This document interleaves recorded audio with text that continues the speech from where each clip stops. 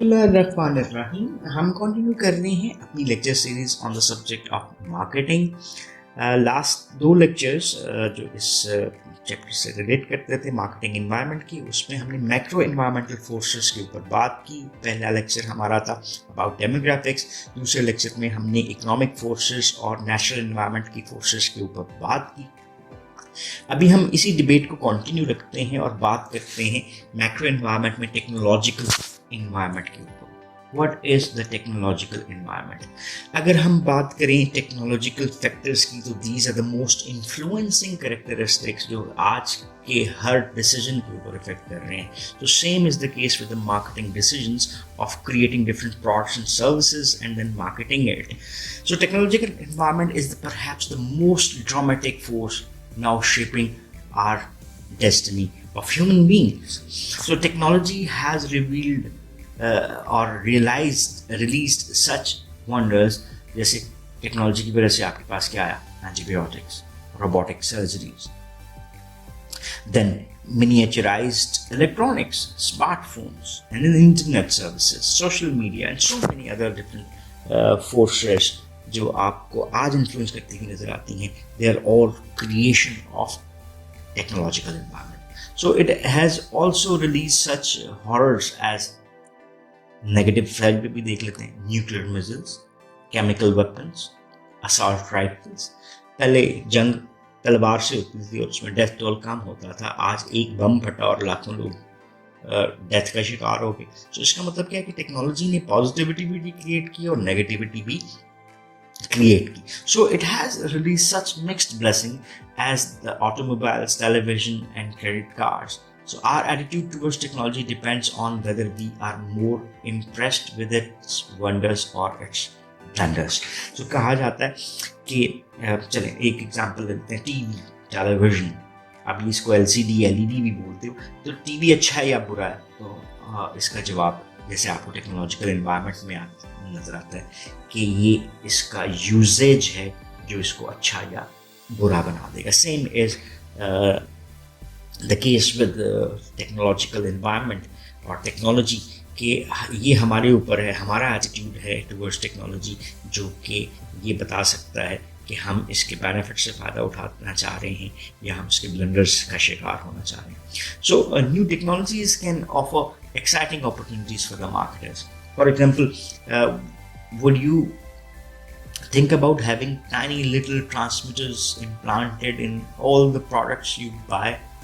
So ये आपको हकीकत नज़र आता है. That is basically termed as a radio frequency identification.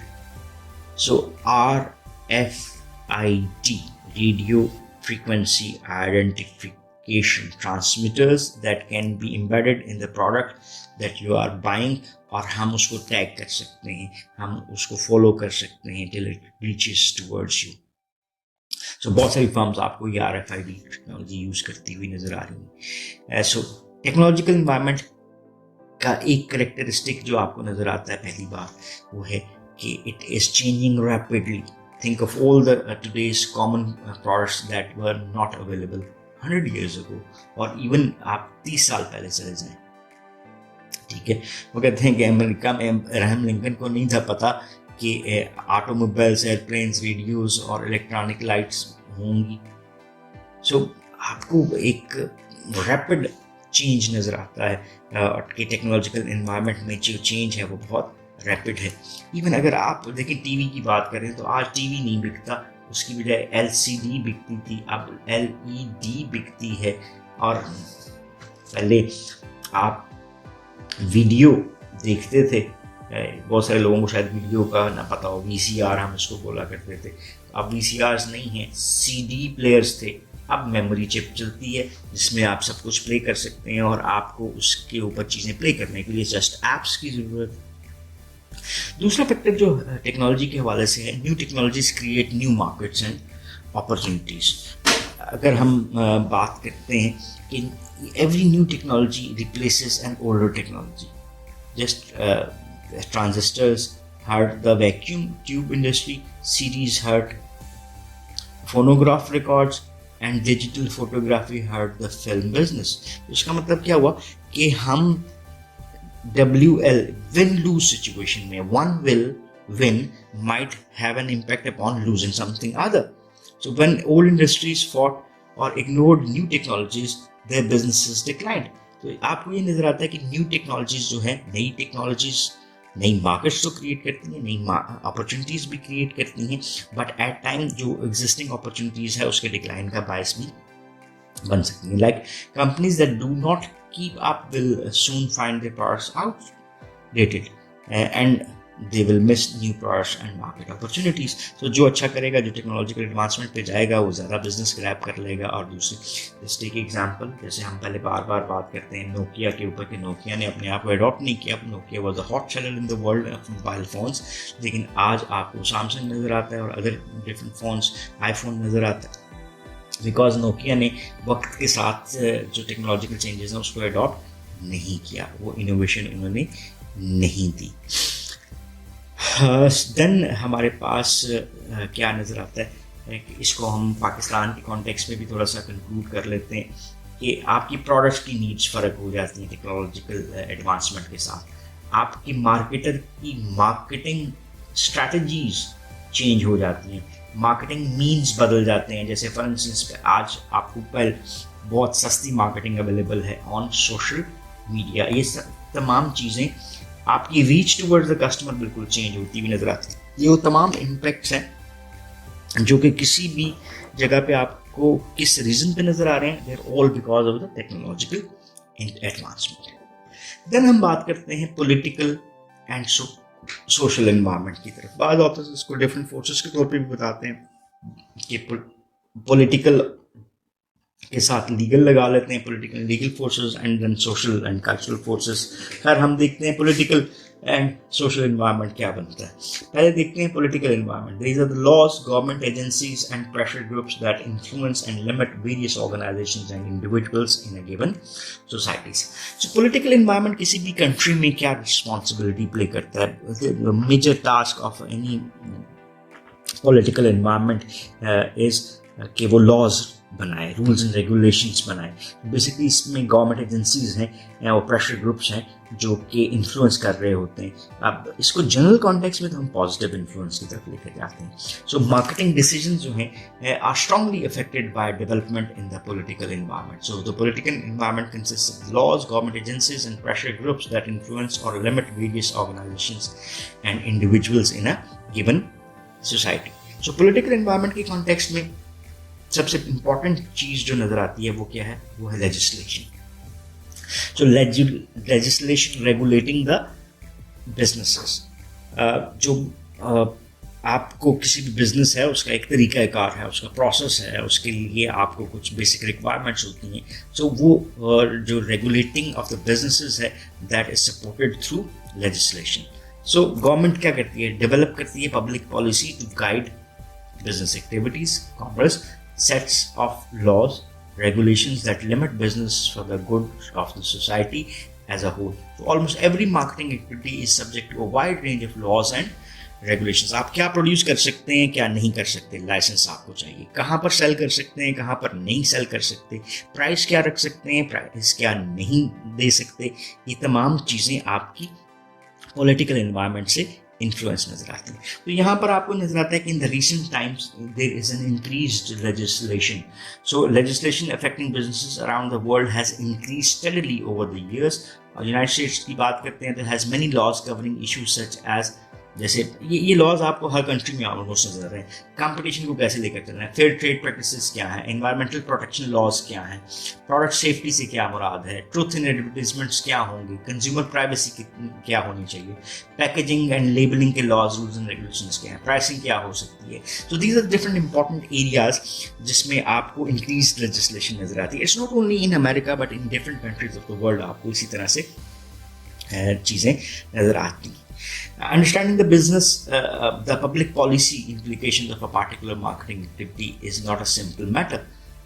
So हमें इसको in deep understanding लेकर जाना पड़ता है. So business legislation has been enacted for a number of reasons. क्यों ज़रूरत है इसकी? इसकी ज़रूरत dual aspect में नजर आती है.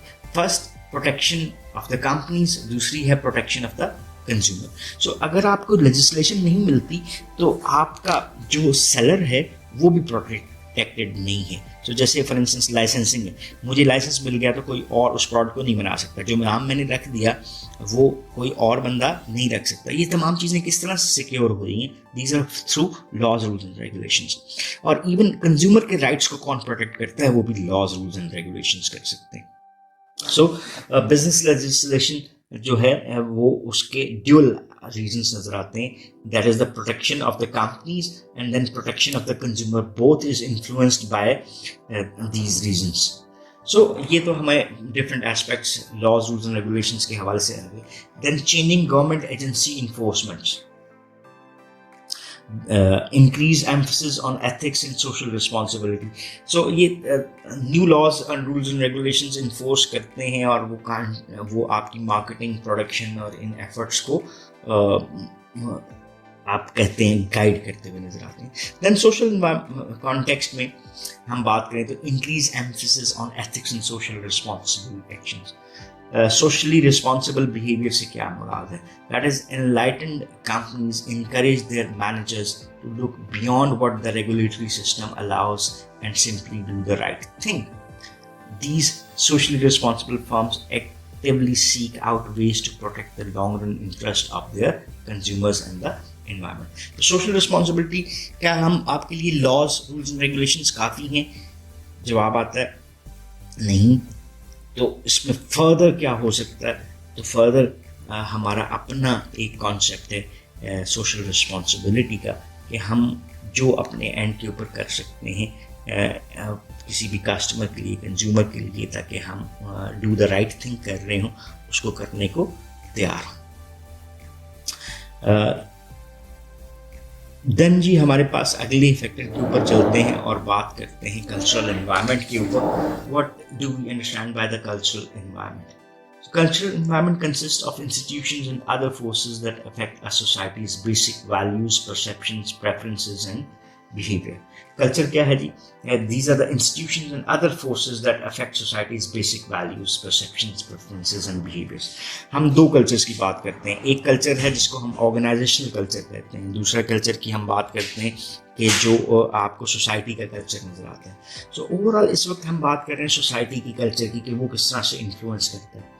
हमारी जो वैल्यूज़ हैं, हमारी परसेप्शन है, प्रेफरेंसेस हैं और बिहेवियर्स हैं, वो गाइड होते हैं through our culture. So what they do, they absorb a world view that define their relationship with the others. अब वो कल्चरल कॉन्टेक्स्ट में आपको क्या नजर आता है? persistence of the cultural values. जैसे आपको बेबी बूमर्स नजर आए, जनरेशन एक्स नजर आया और जनरेशन वाई नजर आई, तो इसका कल्चर सो ये कल्चरल वैल्यूज ट्रांसफॉर्म हुई टू द जन एक्स, मॉडिफिकेशन के साथ जो भी जन वाई, और जो आगे आएगा उसमें भी थोड़ी सी मॉडिफिकेशन के साथ आपको जाती हुई नजर आएगी। So people in a given society hold many beliefs and values, so their core beliefs and values have a high degree of persistence. इसको हम कहते हैं प्राइमरी वैल्यूज और सेकेंडरी वैल्यूज। यहाँ पे उसने बिलीफ्स के कॉन्टेक्स्ट में दिया भी हुआ है।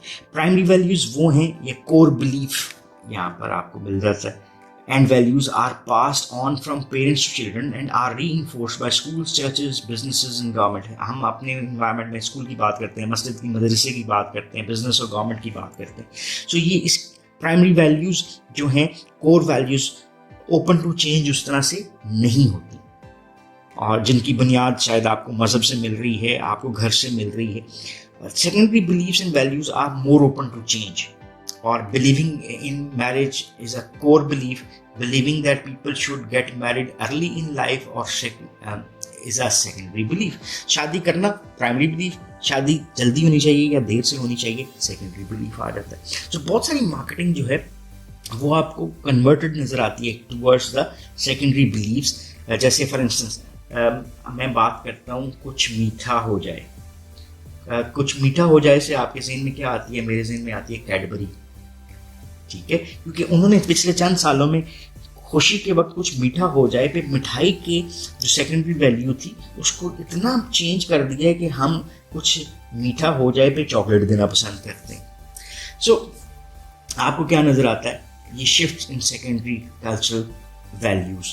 ठीक है, अभी क्या है कि all the core values are fairly persistent, cultural swings do take place. तो इस अब हम यहाँ पे ये कंक्लूड नहीं कर सकते कि primary values are not open to change. Yes they might be, लेकिन जो चेंज का एक पीरियड है वो बहुत लंबा हो सकता है. Consider the impact of popular music groups, movie personalities and other celebrities on young people's hair styling and clothing norms. Marketers want to predict cultural shifts to spot new opportunities or threats. So, अगर major cultural values की बात करें of a society are expressed in people's view of themselves, others as in their view of organization, society, nature, and universe. So, this is a text which is worth reading. कि people's view of themselves क्या है? People's view of others क्या है, कि हम अपने आप को कैसे लेते हैं, फिर हम दूसरों को किस अंदाज में सोचते हैं, पास्ट में क्या था, अभी हम इसको किस अंदाज में देख रहे हैं. Then people's view of the organisation. अगर हम तीनों जनरेशन्स की बात करते हैं तो आप इन जनरेशन्स को डीप अंडरस्टैंडिंग की तरफ लेकर जाते हैं तो आपको people's view of the organisation भी इन तीनों जनरेशन्स में डिफरेंट नज़र आएगा. Then people's view of the society, वो सोसाइटी को कैसे देखते हैं. And the people's view of the nature आपको किस अंदाज में नजर आता है. So this is a text which is worth reading. Last इसका एलिमेंट जो है peoples view of the universe. अब फॉर इंस्टेंस एक चीज को चले मैं आपके लिए थोड़ा सा एक्सप्लेन भी कर देता हूँ. People might vary in their beliefs about the origin of the universe and their place in it. Another, most Americans practice religion. Religious convictions and practices have been dropping off gradually through the years. So वहाँ पे मज़हब का belief America में निस्बतन कम होता हुआ नजर आता है. ठीक है, अगर however the fact that people are dropping out of organized religions doesn't mean that they are abandoning their faith. Some say that have noted a renewed interest in spirituality, perhaps as a part of broader search for a new inner purpose. People have been moving away from materialism and dog ambition to seek more permanent values, family, community, earth, faith. अब अगर हम ये इन shifts के ऊपर जा रहे हैं तो हम नेचर के करीब जाना चाहेंगे. I might be a customer of tourism. हो सकता है टेक्नोलॉजी के जो डिफरेंट एस्पेक्ट्स हैं उससे मैं इनकारी नज़र आता हूँ. तो इसका मतलब क्या हुआ कि people's belief of themselves about the organisations, universe, ये चीज़ें उनकी बाइंग और परचेजिंग पैटर्न्स को क्या कर रही हैं, उनको मॉडिफाई करती हुई नजर आती है. So that's all about this lecture. हम इसको कंक्लूड करते हैं थोड़ा सा कि इस लेक्चर में हमने डिफरेंट फैक्टर्स एंड फोर्सेस के ऊपर बात की है.